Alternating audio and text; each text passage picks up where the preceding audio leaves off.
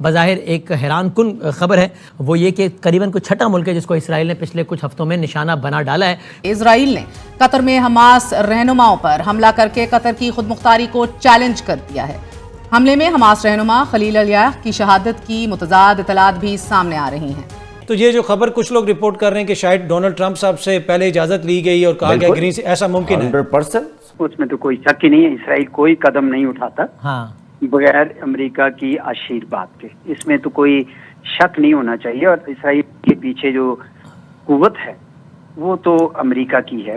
اب دیکھنا یہ ہے جو آپ نے نقطہ اٹھایا کہ یہ جو اٹیک ہے یہ ابھی تو اسرائیل نے کہہ دیا کہ ہم نے فضائی حملہ کیا ہے، یہاں پہ سینٹ کام بھی ہے، ذہن میں رکھیں۔ اب اسرائیل یہ کہہ رہا ہے کہ جی ہم نے امریکہ کو آن بورڈ لیا تھا۔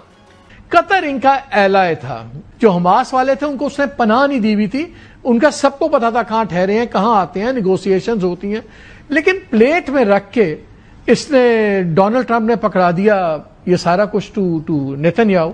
وہ تو بالکل ہی پاگل ہو گیا، پہلے سیریا پہ بامبنگ کی ہے، اب ادھر کیا ہوا ہے۔ نیتن یاہو کے ساتھ ساتھ ٹرمپ بھی اتنا ہی بڑا مجرم ہے جس نے یہ انسانیت سوز جس کو کہتے ہیں نسل کشی کا جو عمل وہاں جاری رکھے ہوئے ہیں۔ گو کہ یہ اسرائیل کا ایک وتیرہ ہی بن گیا ہے۔ یہ تقریباً ایک سال کے اندر چھٹا ملک ہے، عرب ملک ہے جس کے اندر جو ہے نا مڈل ایسٹ کے اندر آپ کہہ لیں کہ جس کے اوپر حملہ ہوا ہے۔ ان کا تو ایجنڈا بڑا کلیئر ہے، واضح ہے، وہ تو اپنے ایجنڈے پہ چل رہے ہیں، گریٹر اسرائیل کا نقشہ، باقی سب کچھ۔ ہلو دوستو، سواگت ہے آپ سبھی کا EPN چینل پہ۔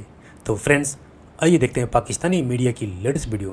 تو دوستو اس سمے پاکستانی میڈیا کی جو بوکھلاہٹ ہے اور ساتھ ہی پاکستانی میڈیا کا جو دگلاپن ہے وہ بھی کلیئر نظر آتا ہے کہ ایک طرف تو یہی پاکستانی میڈیا ابھی ٹرمپ کو پاکستانی سرکار دوارا نوبل پرسکار کے نامنیٹ کیے جانے پر، اور اس کے ساتھ ہی ساتھ جس طرح سے ڈونلڈ ٹرمپ نے نہ صرف پاکستان کا فیور کیا بلکہ جس طرح سے ٹرمپ نے بھارت کے خلاف رویہ اپنائے ہوئے ہے، اس پر یہی پاکستانی میڈیا نہ صرف ٹرمپ کو بہوائی بلکہ خود پاکستان سرکار کی جو ڈپلومیسی ہے اس کے گن گائے جا رہے تھے اور جا رہے ہیں۔ لیکن ابھی جس طرح سے اسرائیل نے حماس کے لیڈر کے اوپر قطر میں حملہ کیا، اس کے بعد یہ پاکستانی میڈیا یہ تو چلا رہے ہیں کہ اسرائیل کے ساتھ امریکہ ہے اور ٹرمپ اس میں ساجھیدار ہے، جس پر یہ پاکستانی میڈیا عرب دیشوں کو کوس رہے ہیں کہ وہ کیوں نہیں اسرائیل اور اس کے سپورٹ کے خلاف کوئی ایکشن لیتے ہیں۔ لیکن ان پاکستانی میڈیا کو یہ ہمت نہیں ہے کہ وہ اپنی پاکستانی سرکار کو ٹرمپ کو نوبل پرسکار دیے جانے پہ کوسے یا پھر ٹرمپ سے ناطہ توڑے۔ لیکن یہ پاکستانی دھرم کے نام پہ دوسرے عرب ملکوں کو یہ اکسا رہے ہیں کہ وہ اسرائیل اور اس کے سپورٹروں سے اپنا ناطہ توڑے۔ تو دوستو آئیے دیکھتے ہیں پاکستانی میڈیا کی اس لیٹسٹ ویڈیو کو۔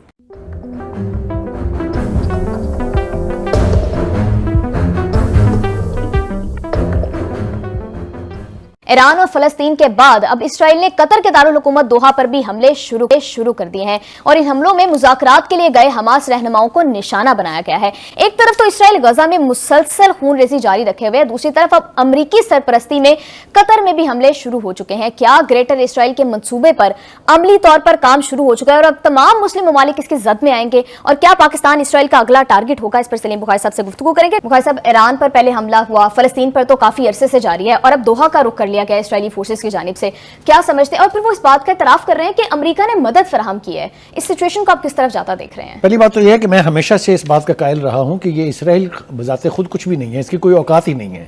جو کچھ بھی کرتا ہے امریکہ کرتا ہے، اور اس وقت نیتن یاہو کے ساتھ ساتھ ٹرمپ بھی اتنا ہی بڑا مجرم ہے جس نے یہ انسانیت سوز جس کو کہتے ہیں نسل کشی کا جو عمل وہاں جاری رکھے ہوئے ہیں، اس میں امریکہ برابر کا شریک ہے۔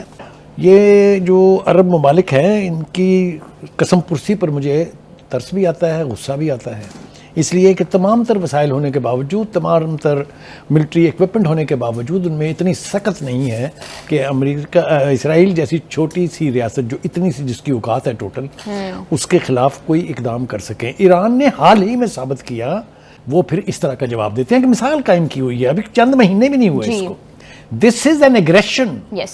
It has to be met like Iran did. Yes. اگر یہ نہ کیا تو یہ آج قطر ہے، کل کو کویت ہوگا، پرسوں کو عراق ہوگا، یہ تو باری آئے گی سب کی۔ ہمیں ڈرایا گیا تھا پہلے کہ جناب ایران کے بعد پھر پاکستان کی باری ہے، یاد ہے نا؟ Yes.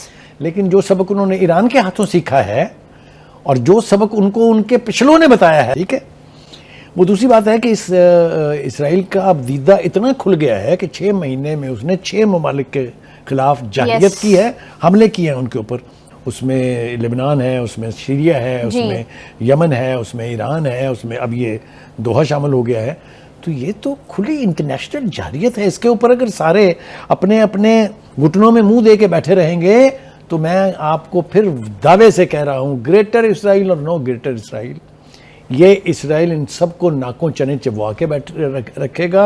अमेरिका ने इस खित्ते की जो दौलत है, जो ऑयल है, उसके ऊपर अपना तसल्लुत कायम रखना है। हमें समझ आती है क्यों अमेरिका का पेट जो है उसमें मरोड़ उठते हैं इसराइल के लिए, क्योंकि इसराइल एक वो रिश्ता हुआ नासूर है जिसने इस खित्ते के तमाम ममालिक को किसी न किसी तरीके से यानी नुकसान पहुँचाया हुआ है और वहाँ जारियत की हुई है।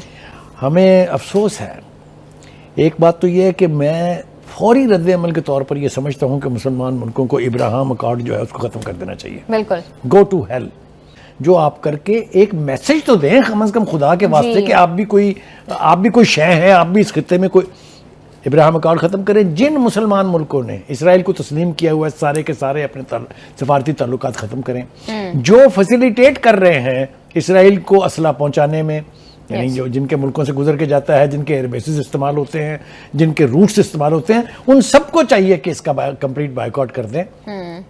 करेगा कौन? Who will bell the cat? That is the most important question. तो जलाल साहब देखें ना, अमेरिका ने भी कोई पीस प्लान दिया था, वो भी बात कर रहे थे कि चीज़ों को आगे बढ़ाया जाए। तो आपको ये बिल्कुल हैरत नहीं होती कि अमेरिका भी कह रहा है कि जी ये हमारा प्लान है, बीबीसी रिपोर्ट कर रहा है कि उस प्लान के ऊपर बातचीत हो रही थी दोहा में, जो अमेरिका के बड़ा क्लोज, और वहाँ पे इसराइल इस तरह का हमला कर देता है। अमेरिका की मर्जी के बगैर हुआ होगा ये? सर ऐसा कैसा हो सकता है? इस अमेरिका के बगैर, ग्रीन सिग्नल के बगैर ये काम हो ही नहीं सकता कि ये जो इतना बड़ा हमला, वो भी दोहा के अंदर, कतर के अंदर, जो आपको पता है कतर का और अमेरिका के ताल्लुकात बीच में कितने अच्छी हैं, और उसके अंदर है इस अमेरिका के ग्रीन सिग्नल के बगैर ये मुमकिन नहीं है। तो ये जो खबर कुछ लोग रिपोर्ट कर रहे हैं कि शायद डोनाल्ड ट्रंप साहब से पहले इजाजत ली गई और कहा गया ग्रीन, ऐसा मुमकिन है? 100% इनकी बगैर, इनकी इजाजत के बगैर। और मैं आपको साथ बता दूं, इनके यकीनन ये खबर अभी मैं आपको बता रहा हूं, आने वाले वक्त में मेरा खबर साबित हो जाएगा।